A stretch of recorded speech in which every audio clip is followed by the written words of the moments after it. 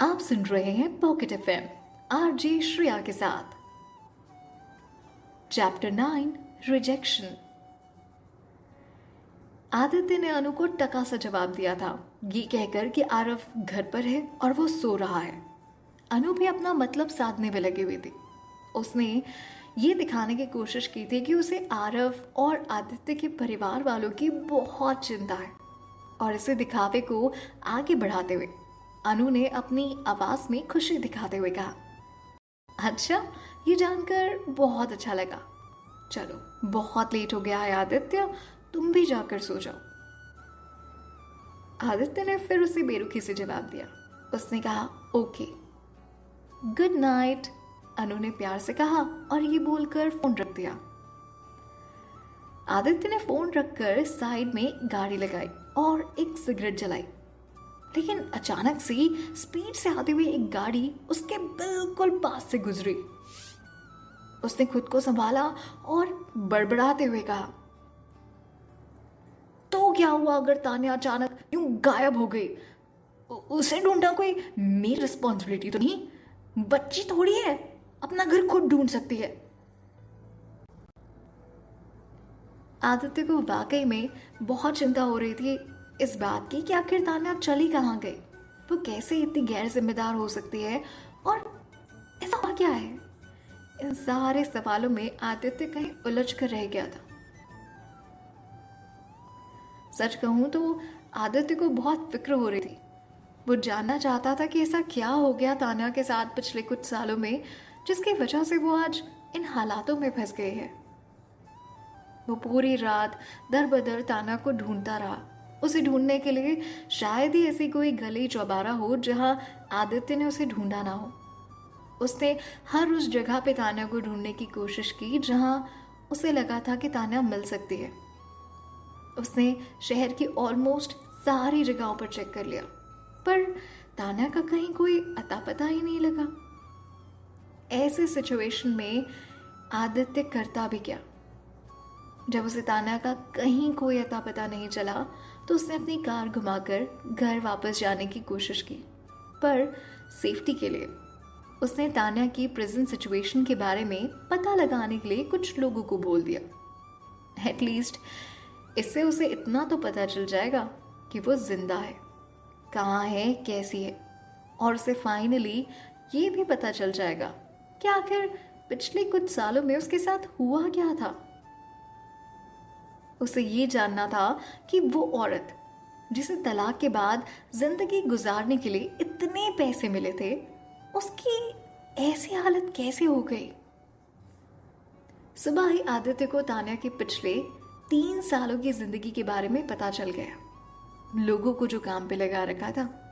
और जब शहर में आदित्य ओबरॉय कोई काम देते हैं तो वो शहर काम में लग जाता है। आदित्य को तान्या के पिछले 3 सालों की जिंदगी का पता चल चुका था। डिवोर्स के बाद ही वो अपने चाचा के साथ रहने चली गई थी। फैमिली कनेक्शन की वजह से उसे पता चला कि उसके चाचा का एक बेटा था और वो तीनों एक दूसरे का ध्यान रखते थे।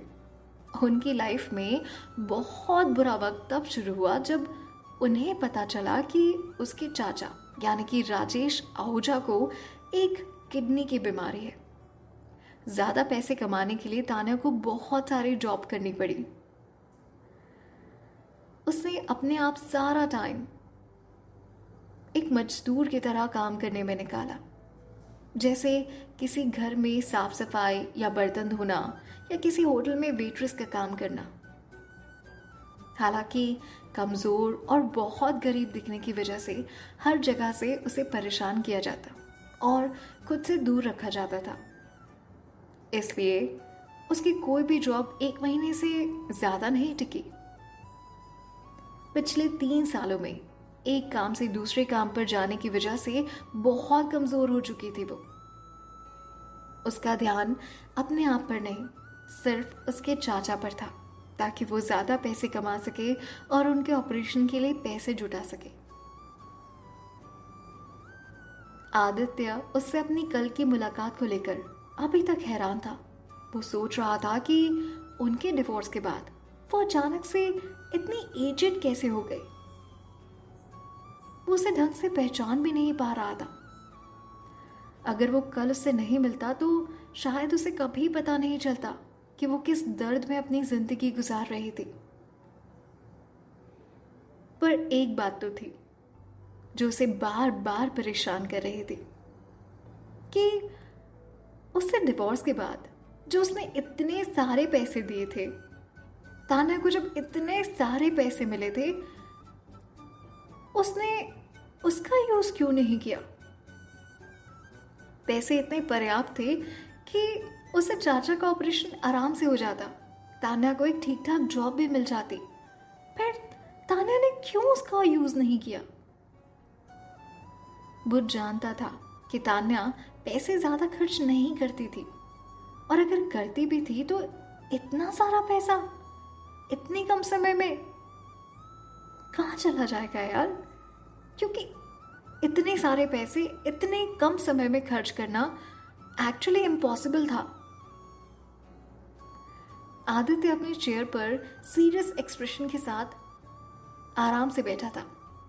कुछ सोच रहा था शायद। उसे लग रहा था कि जैसे अभी भी कुछ बातें हैं जो उसे पता नहीं है। वो इन दोनों कड़ियों को आपस में मिला नहीं पा रहा था। अब भी सब कुछ जानते हुए उसे ऐसा लग रहा था कि कुछ तो है जो वो नहीं जानता था। जब आदित्य डाइनिंग रूम में आया तो उसकी पूरी फैमिली ऑलरेडी वहां बैठकर ब्रेकफास्ट कर रही थी। आरव सबसे पहले उठा था क्योंकि पिछली रात वही सबसे पहले सोया भी था। इसलिए जब आदित्य ब्रेकफास्ट के लिए वहां पर आया तब तक वो अपना ब्रेकफास्ट कर चुका था। तभी आदित्य ने अपनी मेड को ऑर्डर देते हुए कहा, आप एक काम कीजिए, आज आप आरव को स्कूल छोड़ आए। मेड ने जवाब में सिर्फ इतना ही कहा, ओके सर। वो आरव का हाथ पकड़कर उसे वहां से ले गई। मिसेस ओबरॉय ने अपना ब्रेड टोस्ट खाने से पहले आदित्य से पूछा, आदित्य, कल तुम अचानक वहां से क्यों चले क्यों गए थे? तुम्हें पता है ना, हम तुम्हारे लिए ही वहां गए थे। तुम ऐसे कैसे अपने पेरेंट्स को ऐसी अजीब सिचुएशन में छोड़कर जा सकते हो? कोई रिस्पॉन्सिबिलिटी नाम की चीज है या नहीं? आदित्य ने अपनी माँ को देखकर उन्हें जवाब दिया, माँ, मैंने आपको कॉल करके बताया था ना कि आरव की तबीयत ठीक नहीं है। By the way mom. इतना बोलते ही आदित्य के सारे सवाल उसके गले में ही अटक गए। मिसेस ओबरॉय ने उससे प्यार से पूछते हुए कहा, हाँ, तुम कुछ बोल रहे थे? बाय द वे मॉम के आगे? आदित्य ने अपनी बात पूरी करते हुए उनसे पूछा कि हमारे डिवोर्स के बाद तान्या ने वो पैसे लिए थे? आदित्य बहुत सीरियस था इस मामले में, और होता भी क्यों नहीं, उसे अपने सवालों के जवाब जो चाहिए थे। आदित्य की ये बात सुनकर वो लिटरली शॉक हो गई। खाते खाते उनका हाथ एकदम से रुक गया और उनके चेहरे का रंग उड़ गया। आई गेस उनके लिए सबसे डिफिकल्ट क्वेश्चन था। उनके ऐसे एक्सप्रेशन देखकर ही आदित्य समझ गया कि उसके सवाल का जवाब ना है। जितना शौक मिसेस ओबरॉय को लगा था, उससे डबल शौक आदित्य को लगा ये बात जानकर कि उसके दिए हुए पैसे तान्या ने कभी लिए ही नहीं। उसने कहा, अगर आपने उसे पैसे नहीं दिए थे तो आपने मुझे क्यों नहीं बताया? मैं तो इसी सोच में था कि उन पैसों के साथ वो आराम से रह रही होगी, इसलिए मुझे कभी लगा ही नहीं कि मैं जाकर उसे एक बार देख आऊं।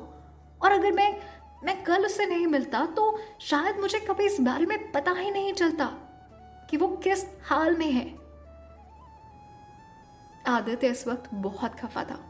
मिसेस ओबरॉय से तो था ही, लेकिन अपने आप से उससे ज्यादा।